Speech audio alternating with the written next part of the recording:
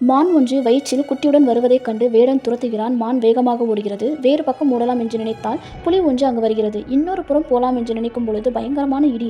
விலங்குகளுக்கு இடி பிடிக்காது. சரி, மற்றொரு புறம் போலாம் என்று பார்க்க காடு முழுக்க தீ பற்றி எரிகிறது. எங்கு செல்வது என்று தெரியவில்லை. இந்த நேரம் பார்த்து பிரசவ வேதனையும் அதற்கு. இப்பொழுது குட்டி போட்டே ஆக வேண்டியும் என்ற சூழ்நிலை. கண்ணை மூடி தன்னுடைய ஆன்மாவிடம் அழுது கண்ணீரோடு இப்பொழுது நான் என்ன செய்வது என்று கேட்க ஆன்மா சொன்னது, இப்பொழுது உன் கடமையை செய், குட்டியை ஈடு, வருவதை பார்த்து கொள்ளலாம் என்று.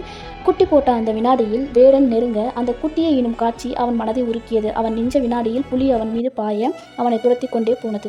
இன்னொரு பக்கம் இடியுடன் மழை பெய்த வண்ணம் காட்டுத்தீ அணைந்தது.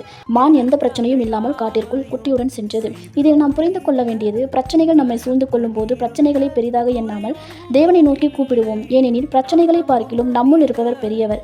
வேதத்தில் சங்கீதம் 56:9 கர்த்தரை நோக்கி கூப்பிடும் நாளில் என் சத்துருக்கள் பின்னிட்டு திரும்புவார்கள் என்று கூறப்படுகிறது. ஆமென். கர்த்தர் உங்களை ஆசீர்வதிப்பாராக.